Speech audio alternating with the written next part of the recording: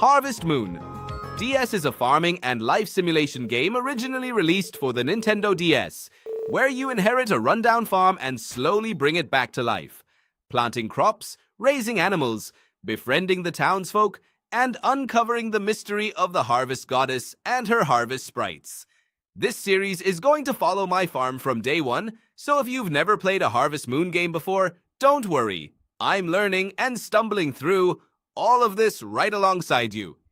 In this first episode, character creation, our first visit to the Harvest Goddess Pond, an introduction to the Harvest Sprites, some very questionable in-game TV, our first trip into town, and the start of our very first day of actual farm work.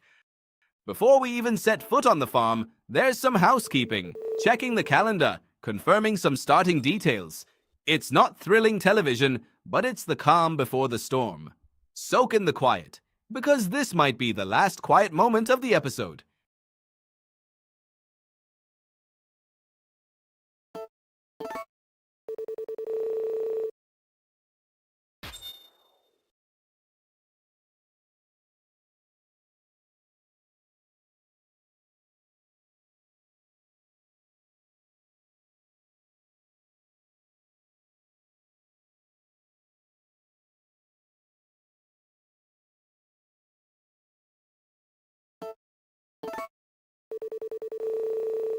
And here's our first real location, the Harvest Goddess Pond.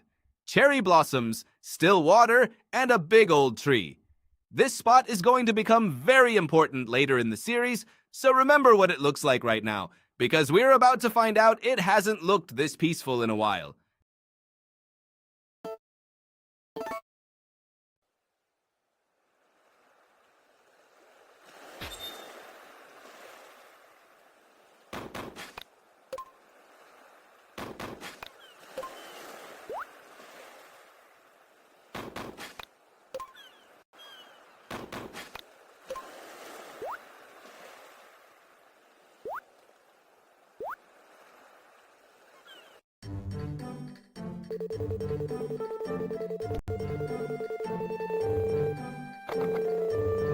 We get our first real dialogue here. Something has gone wrong. The Harvest Goddess is in trouble, and it sounds like it's connected to whatever happened to her Harvest Sprites. While we're taking this all in, we also try our hand at fishing for the first time, and immediately mess it up. The game even calls it out with a little "used the wrong way." Not exactly a heroic start, but a relatable one.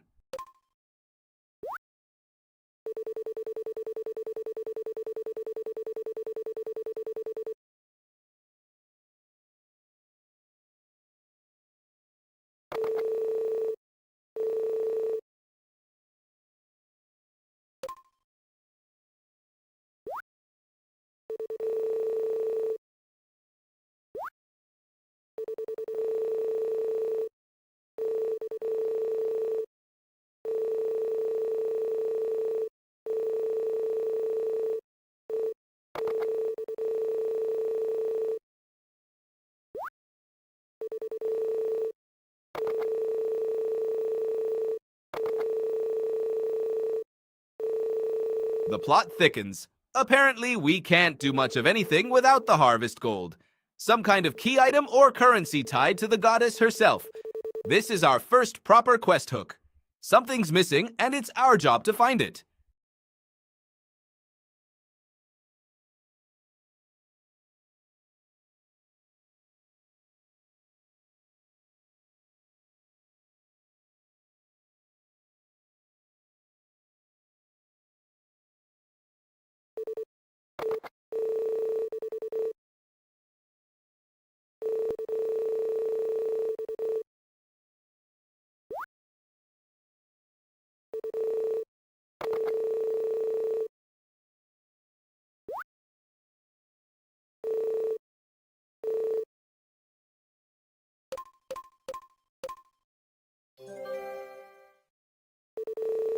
After a quick transition, the conversation continues.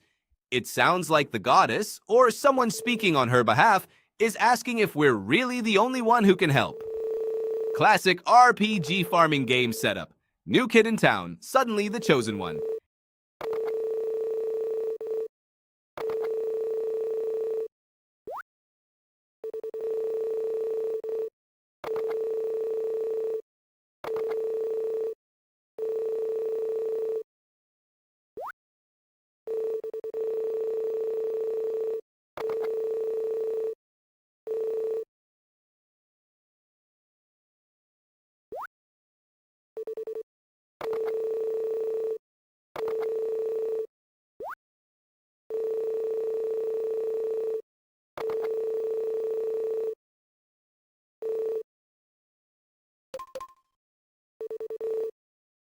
We head back to the farmhouse for the first time. I'm back home. Simple line, but it's a nice little marker that our actual life on this farm starts now.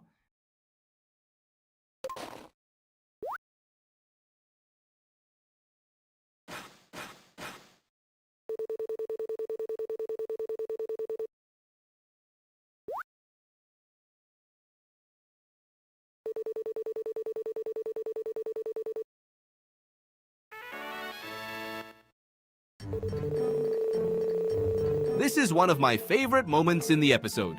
We tune into what's basically an in-game weather forecast hosted by a Harvest Sprite named Neptune, and it's genuinely charming. During this scene, we get our first real look at the Harvest Sprites themselves. A little green one who gets directly addressed as Guts, plus 3 more sprites in pink, blue, and a smaller multicolored one, all just hanging around together. The dialogue tells us straight out, the Harvest Sprites have been sent to another world, which is exactly why the farm and the goddess have been struggling. That's our real mystery for the series. Track down the sprites, one by one.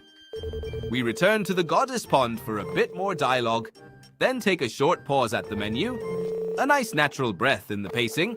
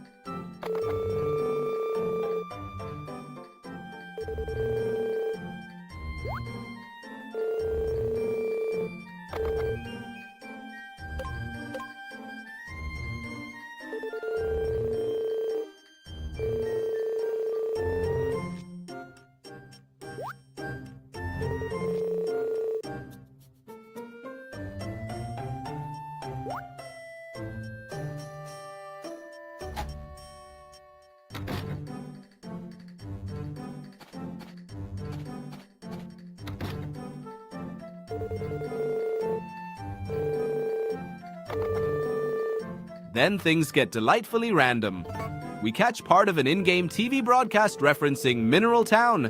Longtime fans of the series will recognize that name from other Harvest Moon games, featuring a red-hatted character and dialogue that sounds straight out of a cheesy hero show, including the line, "Your attack is useless." It's a small, silly Easter egg tucked into an otherwise calm farming game, and it's worth calling out in case you'd miss it if you blink.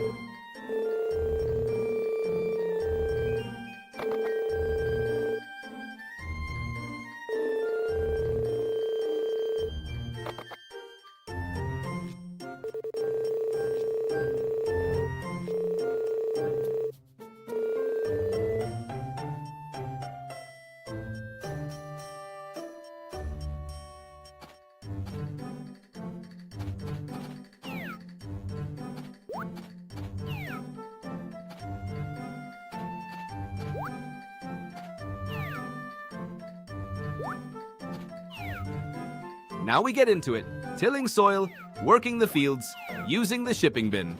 This is the bread and butter of Harvest Moon. And it's satisfying to finally see the farm start looking like an actual farm instead of an empty lot.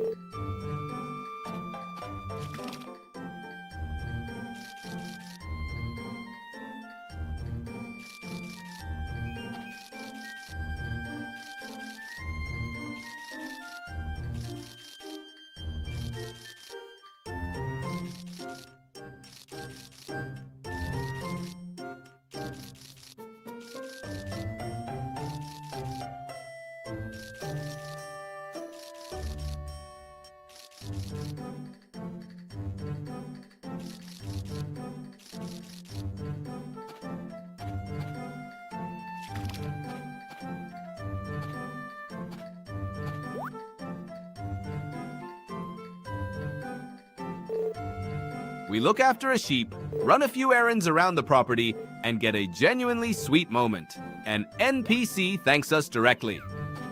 Thank you for bringing me back, Lil Lac, confirming our character's name, and giving us our first real sign that the townsfolk are going to remember what we do for them.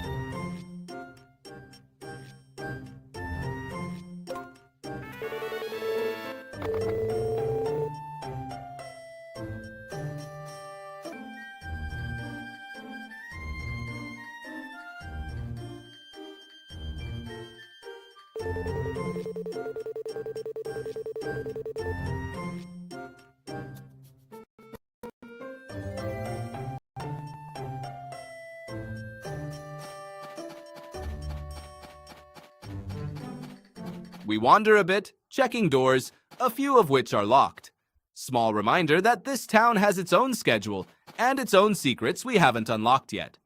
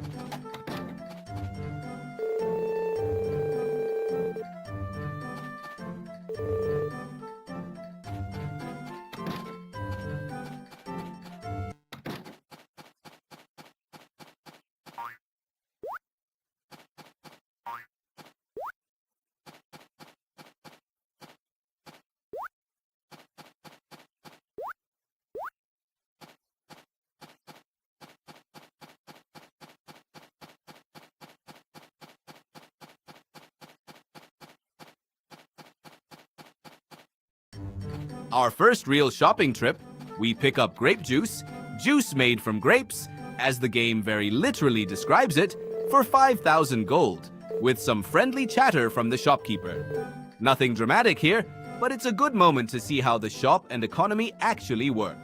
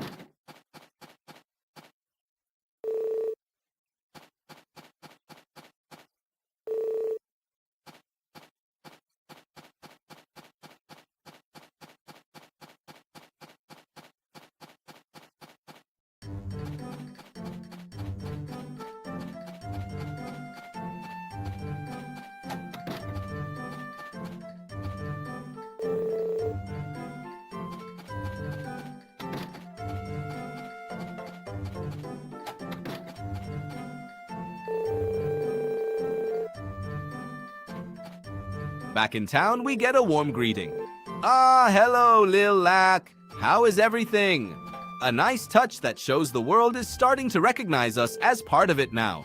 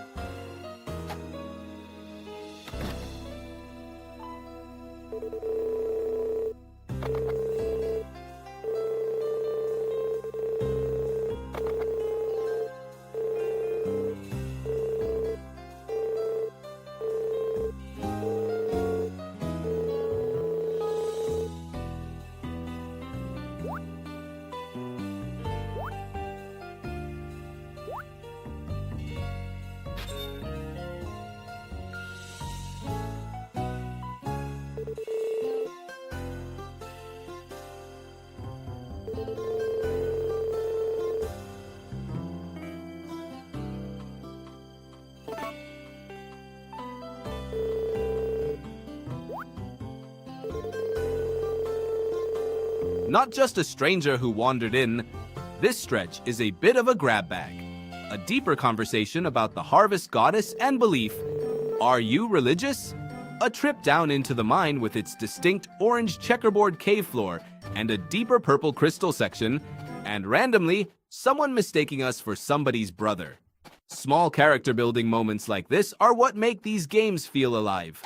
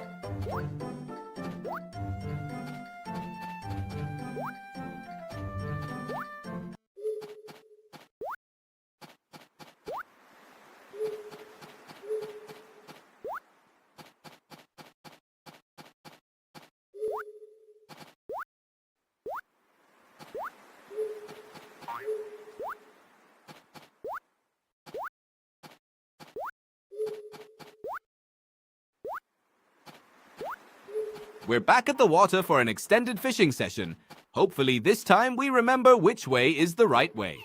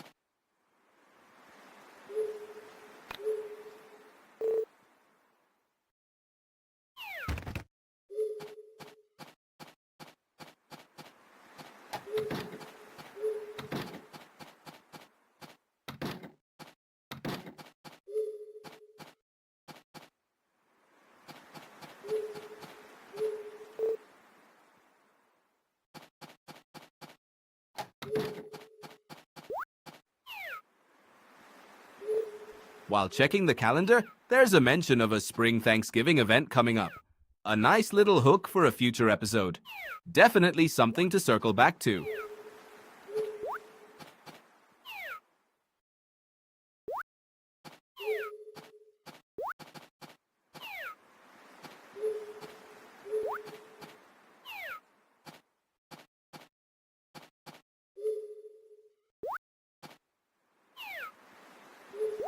And that's day one down. We've met the Harvest Goddess, discovered that her Harvest Sprites are scattered across who knows where, said hello to Guts and 3 of his siblings, planted our first crops, made a new friend in town, and even caught some very strange television. There's clearly a bigger story here, one Harvest Sprite at a time, and I want to be there for all of it. If you want to see whether we can track down the rest of the sprites, restore the Harvest Goddess pond, and actually figure out what the Harvest Gold is, stick around for day 2. Because judging by how much happened on day 1 alone, this farm is not going to stay quiet for long.